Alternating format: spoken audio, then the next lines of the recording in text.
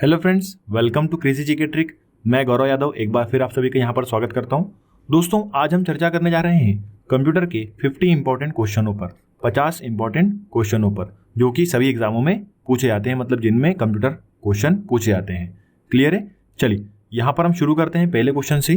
पहला क्वेश्चन है दोस्तों, मेमोरी कैपेसिटी की यूनिट से संबंधित नहीं है। मतलब यहाँ पर हमें जो चार ऑप्शन दिए गए हैं, इन चारों में से कौन सा एक ऑप्शन है जो मेमोरी कैपेसिटी की यूनिट से संबंधित नहीं है। तो देखिए, जीबी मतलब होता है दोस्तों गीगाबाइट, टीबी मतलब होता है दोस्तों टेराबाइट, जीबी मतलब होता है दोस्तों गीगाबाइट, टीबी का मतलब होता है टेराबाइट। क्लियर है? आगे बढ़ते हैं। एचबी ऐसा कुछ नहीं होता, जेडबी जेटाबाइट होता है।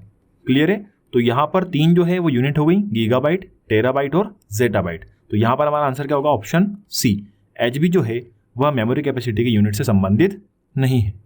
दोस्तों, आप लोग के लिए एक इन्फॉर्मेशन है, अब हमारे क्रेजी जीके ट्रिक के एप्लीकेशन पर कंप्यूटर का वीडियो कोर्स अवेलेबल है, जहां पर आपको कंप्यूटर टॉपिक्स के video lecture plus PDF notes plus mock test, ये तीनों चीज़ें अवेलेबल हो जाएंगी। और कोर्स को बहुत ही ईजी और सिंपल लैंग्वेज में समझाया गया है और ब्रीफली सभी चीज़ों को समझाया गया है। यदि आप कोर्स कर लेते हैं तो जितने भी आप एग्जाम देते हैं जिनमें कंप्यूटर आता है, उनमें आपको 80 to 90% क्वेश्चन सॉल्व करना बिल्कुल आसान होगा। ठीक है? तो यदि आप दोस्तों कोर्स को लेना चाहते हैं तो आप हमारे क्रेजी जीके ट्रिक के एप्लीकेशन पर चले जाइए, वहां पर आपको ऑनलाइन कोर्स की कैटेगरी में कोर्स अवेलेबल हो जाएगा। क्लियर है दोस्तों? चलिए आगे बढ़ते हैं नेक्स्ट क्वेश्चन पर। सेकंड क्वेश्चन बोलता है, चार्ल्स बेबेज द्वारा निर्मित एनालिटिकल इंजन है। तो एनालिटिकल इंजन जो है, जो चार्ल्स बेबेज ने बनाया था, वह किस कैटेगरी में है? इलेक्ट्रॉनिक है, इलेक्ट्रिकल है, मैकेनिकल है या फिर टेक्निकल है? तो याद रखेंगे मैकेनिकल है। ठीक है? चार्ल्स बेबेज द्वारा बनाया गया एनालिटिकल इंजन कौन सा है? मैकेनिकल कैटेगरी का। अगला क्वेश्चन है दोस्तों, पीसी किस श्रेणी के कंप्यूटर से संबंधित है? अब यहां पर हमें चार ऑप्शन दिए गए हैं, mini computer, main frame computer, super computer और माइक्रो कंप्यूटर। तो याद रखेंगे, पीसी जो है मतलब पर्सनल कंप्यूटर जो है वह माइक्रो कंप्यूटर से संबंधित है। क्लियर है? जैसे कि आपके हो गए laptop, desktop, mobile, tablet, mini laptop, personal computer. तो दोस्तों ये सभी किस कैटेगरी में आते हैं? याद रखेंगे माइक्रो कंप्यूटर की कैटेगरी में आते हैं। क्लियर है? चलिए आगे बढ़ते हैं नेक्स्ट क्वेश्चन पर। देखिए फ्रेंड्स, नेक्स्ट क्वेश्चन है, एनालॉग और डिजिटल कंप्यूटर्स की विशेषताओं के संयुक्त रूप को कहते हैं। तो क्या कहते हैं? तो याद रखेंगे, जहां पर भी एनालॉग और डिजिटल का कॉम्बिनेशन होता है उसे हाइब्रिड कहते हैं। तो यहां पर यह कौन सा कंप्यूटर होगा दोस्तों? हाइब्रिड। हाइब्रिड कंप्यूटर क्या होता है? एक ऐसा कंप्यूटर जो दोस्तों एनालॉग सिग्नल पर भी काम करता है, मतलब कंटिन्यूस सिग्नल पर भी काम करता है, और डिस्क्रीट सिग्नल पर भी काम करता है, मतलब टूटे हुए सिग्नल पर भी काम करता है। टूटे हुए सिग्नल मतलब दोस्तों डिजिटल सिग्नल। ठीक है? तो एनालॉग और डिजिटल कंप्यूटर की विशेषताओं के संयुक्त रूप को क्या कहते हैं दोस्तों? Hybrid computer. Option A is right answer. Clear है? चलिए आगे बढ़ते हैं। नेक्स्ट क्वेश्चन है, निम्नलिखित में से कौन सा एक इनपुट डिवाइस नहीं है? अब यहां पर हमें चार ऑप्शन दिए गए हैं, इनमें से बताना है कि इनपुट डिवाइस नहीं है। तो देखिए, वेबकैम जो है वह एक इनपुट डिवाइस होता है, बीसीआर जो है मतलब बारकोड रीडर, यह भी एक इनपुट डिवाइस होता है, डिजिटाइजर जो है यह भी एक इनपुट डिवाइस होता है, पर प्रोसेसर एक इनपुट डिवाइस नहीं होता। तो यहां पर हमारा आंसर क्या होगा दोस्तों? Option D. क्लियर है? चलिए आगे बढ़ते हैं।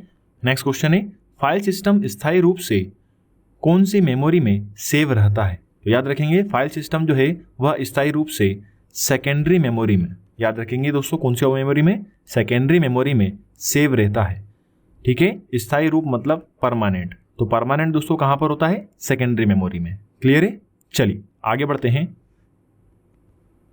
चलिए फ्रेंड्स, नेक्स्ट क्वेश्चन देखिए, एक स्टोरेज डिवाइस नहीं है। मतलब यहां पर जो हमें चार ऑप्शन दिए गए हैं, इनमें से कौन सा एक स्टोरेज डिवाइस नहीं है? तो देखिए, सीडी कॉम्पैक्ट डिस्क ये एक स्टोरेज डिवाइस है, पेन ड्राइव भी एक स्टोरेज डिवाइस है, लिनक्स दोस्तों क्या है? एक ऑपरेटिंग सिस्टम। क्लियर है? कैसा ऑपरेटिंग सिस्टम है? यह एक ओपन सोर्स ऑपरेटिंग सिस्टम है लिनक्स। तो यहां पर हमारा आंसर क्या होगा? ऑप्शन सी जो है मतलब लिनक्स जो है वह एक स्टोरेज डिवाइस नहीं है। बाकी फ्लैश ड्राइव भी क्या होती है? एक स्टोरेज डिवाइस। क्लियर है? चलिए आगे बढ़ते हैं। नेक्स्ट क्वेश्चन है, नीचे दी गई मेमोरी कैपेसिटी यूनिट में कौन सी मेमोरी कैपेसिटी यूनिट सबसे छोटी है? यहां पर देखिए, सबसे छोटी यूनिट हमें पता लगाना है, जीबी, टीबी, बिट और जेडबी। तो याद रखेंगे option C is right answer, मतलब बिट जो है वह सबसे छोटी यूनिट है किसकी? मेमोरी कैपेसिटी यूनिट की। दोस्तों यहाँ पर इस क्वेश्चन को एक अलग तरीके से भी पूछा जा सकता है, डेटा की सबसे छोटी यूनिट किसे कहा जाता है, डेटा की सबसे छोटी यूनिट किसे कहा जाता है। ठीक है, तो याद रखेंगे डेटा की सबसे छोटी यूनिट क्या होती है, बिट। क्लियर है, और एक बिट की वैल्यू क्या क्या हो सकती है, या तो 1 या फिर 0। क्लियर है, चलिए आगे बढ़ते हैं। नेक्स्ट क्वेश्चन देखिए, कंप्यूटर में किसी काम को करने में सॉफ्टवेयर उपयोगकर्ता की मदद करता है कहलाता है, क्या कहलाता है, सिस्टम सॉफ्टवेयर कहलाता है, एप्लीकेशन सॉफ्टवेयर कहलाता है, प्रोग्राम कहलाता है, या फिर पैकेज कहलाता है। तो याद रखेंगे एक ऐसा सॉफ्टवेयर जो उपयोगकर्ता मतलब यूजर की हेल्प कर रहा है वह दोस्तों क्या कहलाएगा, एप्लीकेशन सॉफ्टवेयर। क्लियर है, चलिए आगे बढ़ते हैं। चलिए फ्रेंड्स, नेक्स्ट क्वेश्चन देखिए, कंप्यूटर के संदर्भ में सॉफ्टवेयर का क्या अर्थ है, computers program, computers protection, human brain, या फिर फ्लॉपी डिस्क। तो याद रखेंगे दोस्तों सॉफ्टवेयर की डेफिनेशन होती है सेट ऑफ प्रोग्राम, मतलब दोस्तों प्रोग्रामों का समूह। तो यहां पर हमारा आंसर क्या होगा, option A, computers program. Clear है, चलिए आगे बढ़ते हैं। एमएस वर्ड का उदाहरण है, तो इन चारों में से एमएस वर्ड का उदाहरण क्या है, एमएस वर्ड एक ऑपरेटिंग सिस्टम है, एक एप्लीकेशन सॉफ्टवेयर है, एक प्रोसेसिंग डिवाइस है, या फिर एक इनपुट डिवाइस है। तो याद रखेंगे एमएस वर्ड जो है वह एक एप्लीकेशन सॉफ्टवेयर है।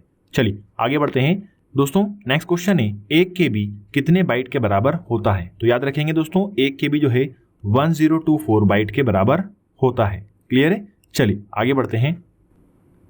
निम्न में से कौन सा ऑपरेटिंग सिस्टम नहीं है, MS DOS, MS word, Linux और विंडोज। तो याद रखेंगे MS वर्ड जो है वह एक ऑपरेटिंग सिस्टम नहीं है, बाकी के जो 3 है दोस्तों वो ऑपरेटिंग सिस्टम है। माइक्रोसॉफ्ट डॉस, ठीक है, डॉस का full form disk operating system, यहाँ पर लिनक्स भी एक ऑपरेटिंग सिस्टम है और विंडोज भी एक ऑपरेटिंग सिस्टम है, केवल क्या नहीं है, MS वर्ड। तो यहाँ पर हमारा आंसर क्या होगा, ऑप्शन बी। चलिए आगे बढ़ते हैं। कंप्यूटर को कंट्रोल करने वाले प्रोग्राम का क्या नाम है। तो यहाँ पर याद रखेंगे operating system, application program, browser, या फिर फाइल मैनेजर। तो देखिए कंप्यूटर को जो कंट्रोल करके चलता है वह कौन है, operating system.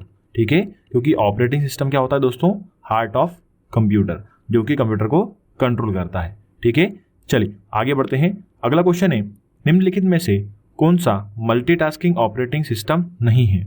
Multitasking operating system, तो यहाँ पर याद रखेंगे दोस्तों डॉस जो है वह मल्टीटास्किंग ऑपरेटिंग सिस्टम नहीं है, बाकी के 3 कैसे हैं, मल्टीटास्किंग ऑपरेटिंग सिस्टम। और दोस्तों मल्टीटास्किंग मतलब क्या होता है, मल्टीटास्किंग मतलब एक ही समय पर दोस्तों 2 या 2 से अधिक काम को करने वाला, क्या कहलाता है, मल्टीटास्किंग। एक ही समय पर 2 या 2 से अधिक काम को करने वाला मल्टीटास्किंग। ठीक है, तो डॉस जो है वह मल्टीटास्किंग ऑपरेटिंग सिस्टम नहीं है। चलिए आगे बढ़ते हैं।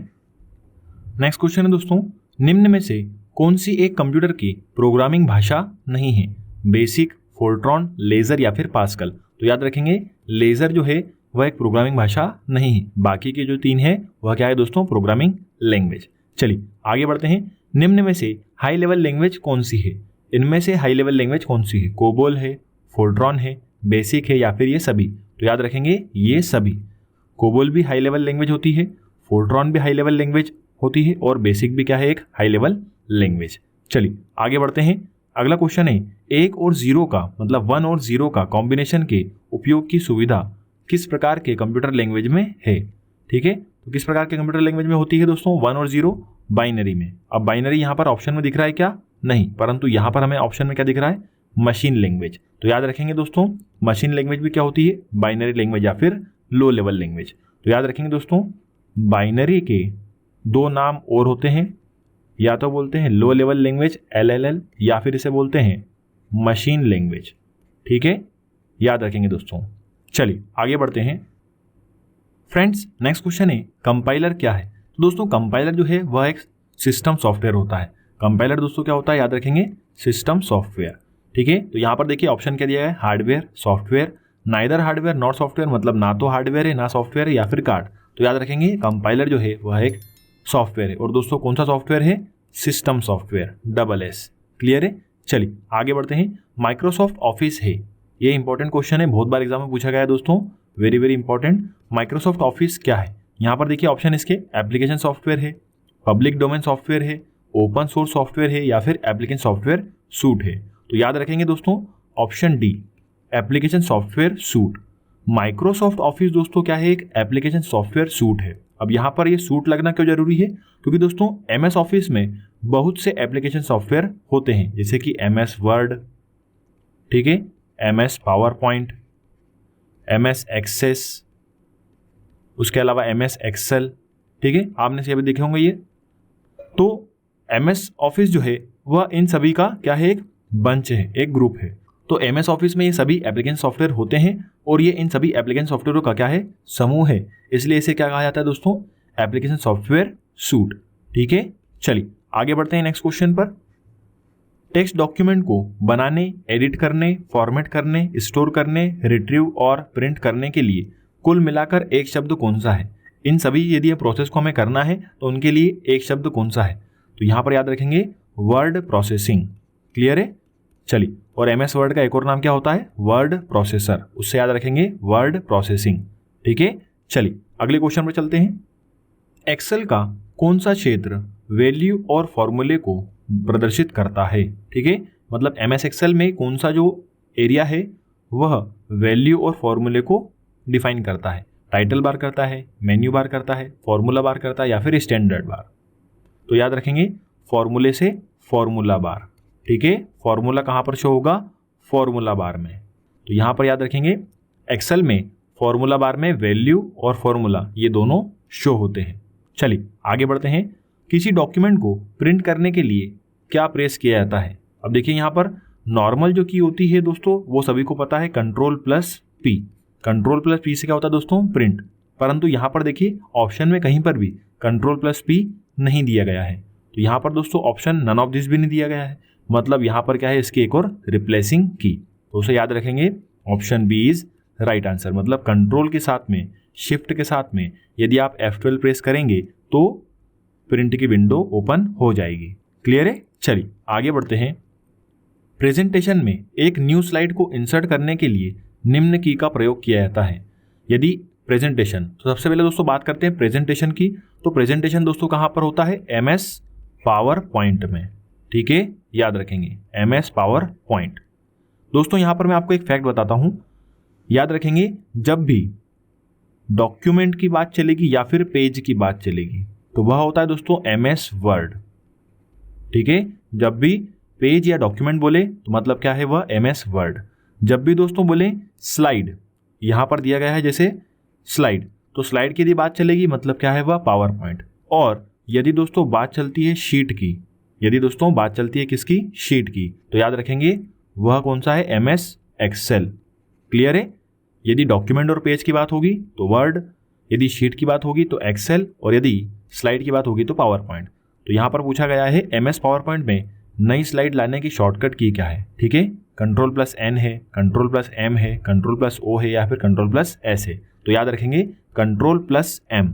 याद रखना दोस्तों, यहाँ पर बहुत सी बार गलती आती है, यहाँ पर हम लोग Ctrl+N को ऑप्शन लगा जाते हैं जो कि गलत है, क्योंकि Ctrl+N से नया पेज आएगा जो कि किस में यूज होता है दोस्तों, MS वर्ड में। क्लियर है? और Ctrl+M से क्या होगा, नई स्लाइड आएगी किसमें, MS पावर पॉइंट में। चलिए आगे बढ़ते हैं।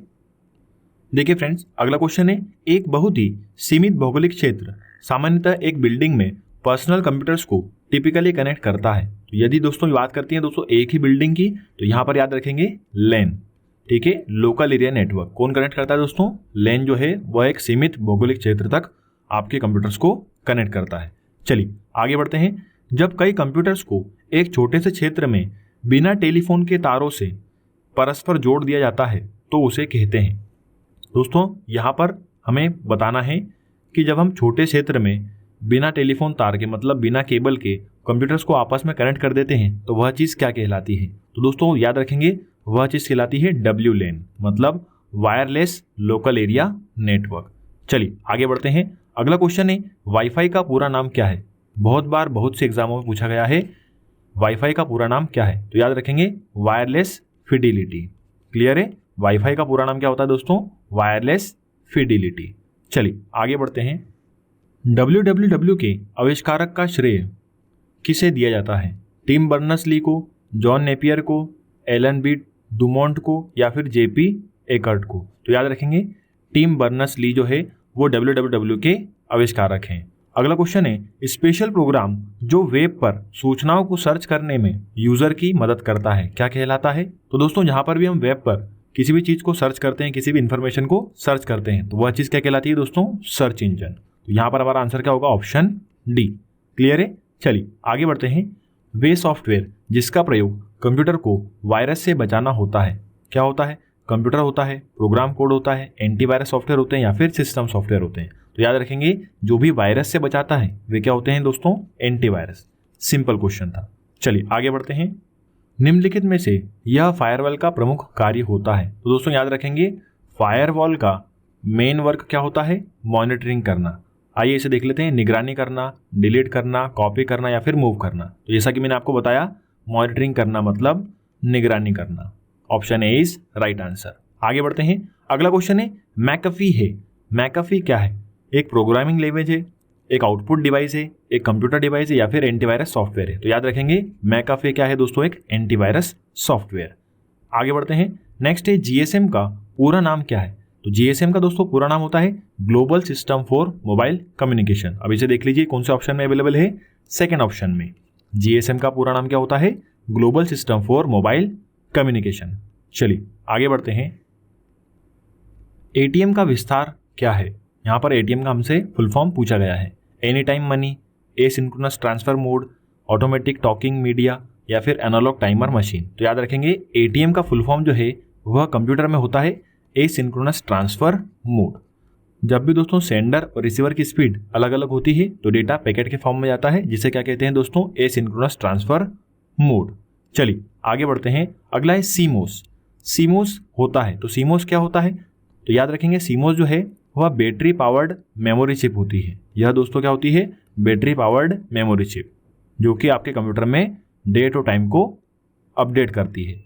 जैसे कि आप जब भी अपने कंप्यूटर को जब स्टार्ट करते हैं, मान लीजिए आपने आज बंद कर दिया, 2-4 दिन बाद या दिवाली की छुट्टी आ गई उसके बाद में आपने उसको ओपन किया, पर वह टाइम और डेट कैसा बताता है, बिल्कुल एक्यूरेट। तो किसके कारण दोस्तों, सीमोस बैटरी की वजह से। ठीक है। चलिए आगे बढ़ते हैं। डिजिटल सिग्नल को एनालॉग सिग्नल में परिवर्तित करने वाला डिवाइस कौन सा है। तो याद रखेंगे डिजिटल को एनालॉग में और एनालॉग को डिजिटल में कौन कन्वर्ट करता है दोस्तों, मॉडेम। क्योंकि मॉडेम को बोलते ही क्या है, मॉड्यूलेशन और डीमॉड्यूलेशन। क्लियर है। चलिए आगे बढ़ते हैं नेक्स्ट क्वेश्चन पर। अगला क्वेश्चन है सिम्बियन है। सिम्बियन दोस्तों क्या है, एक ब्राउजर है, एक वेब फाइल है, बिट सिस्टम है या फिर ऑपरेटिंग सिस्टम है। तो याद रखेंगे सिम्बियन क्या है दोस्तों, एक ऑपरेटिंग सिस्टम जो कि नोकिया कंपनी यूज करती थी पहले। ठीक है, ऑपरेटिंग सिस्टम है कि नोकिया कंपनी का, जो कि सिम्बियन है, याद रखेंगे। चलिए आगे बढ़ते हैं। ऑपरेटिंग सिस्टम है। अब दोस्तों यहाँ पर हमसे पूछ लिया है कि ऑपरेटिंग सिस्टम ही क्या है, एप्लीकेशन सॉफ्टवेयर है, एप्लीकेशन सॉफ्टवेयर सूट है, सिस्टम सॉफ्टवेयर है या फिर इनमें से कोई नहीं। तो याद रखेंगे ऑपरेटिंग सिस्टम जो है वह एक सिस्टम सॉफ्टवेयर है। मतलब वे सॉफ्टवेयर जो सिस्टम की हेल्प करेंगे वह क्या कहलाएंगे, सिस्टम सॉफ्टवेयर। तो ऑपरेटिंग सिस्टम सिस्टम की हेल्प करता है, तो कैसा है, एक सिस्टम सॉफ्टवेयर। चलिए आगे बढ़ते हैं। इनमें से कौन सा एक पॉइंटिंग डिवाइस नहीं है। यहाँ पर हमें पता लगाना है कि जो 4 डिवाइस दी गई हैं इनमें से कौन सी एक पॉइंटिंग डिवाइस नहीं है। तो माउस यह भी एक पॉइंटिंग डिवाइस होती है, जॉयस्टिक यह भी एक पॉइंटिंग डिवाइस होती है, लाइट पेन यह भी एक पॉइंटिंग डिवाइस होता है। केवल स्कैनर जो है वह एक पॉइंटिंग डिवाइस नहीं है। दोस्तों यहाँ पर हमने जितने भी अभी क्वेश्चन किए हैं इन सभी को ब्रीफली हमारे कोर्स में समझाया गया है, उनके फैक्ट को भी और सभी चीज़ों को। ठीक है। चलिए आगे बढ़ते हैं। बैंक में चेक व ड्राफ्ट में इसका प्रयोग किया जा रहा है। किसका प्रयोग किया जा रहा है, बीसीआर का, एमआईसीआर का, ओएमआर का या फिर यूपीसी का। तो याद रखेंगे दोस्तों बैंक में चेक और ड्राफ्ट को चेक करने के लिए एमआईसीआर का प्रयोग किया जाता है, जिसका फुल फॉर्म क्या होता है दोस्तों, मैग्नेटिक इंक कैरेक्टर रिकॉग्निशन या फिर रीडर। क्लियर है। चलिए आगे बढ़ते हैं। 2 नेटवर्कों को आपस में जोड़ने वाला नेटवर्किंग डिवाइस है। तो क्या होता है, लिंक से जुड़ते हैं, सर्वर से जुड़ते हैं, गेटवे से जुड़ते हैं या फिर ब्रिज से जुड़ते हैं। तो याद रखेंगे गेटवे से जोड़ा जाता है। क्लियर है। गेटवे क्या होता है, एक प्रोटोकॉल कन्वर्टर जो कि 2 अलग अलग नेटवर्कों को आपस में जोड़ता है। ठीक है। चलिए आगे बढ़ते हैं। किसी कॉलेज परिसर तक सीमित कंप्यूटर नेटवर्क का नाम है, इंटरनेट, वैन, कैन या फिर एक्स्ट्रानेट। तो याद रखेंगे दोस्तों यहाँ पर हमसे पूछा गया है किसी कॉलेज परिसर तक सीमित, मतलब उस पर्टिकुलर कॉलेज के एरिया में ही वह नेट चलेगा। तो वह चीज़ दोस्तों क्या कहलाती है, कैन, जिसका फुल फॉर्म क्या होता है दोस्तों, कंपनी या फिर कैंपस एरिया नेटवर्क। ठीक है। चलिए आगे बढ़ते हैं। नेक्स्ट क्वेश्चन है, इंटरनेट एक उदाहरण है मैन का, लैन का, वैन का या फिर वाईफाई का।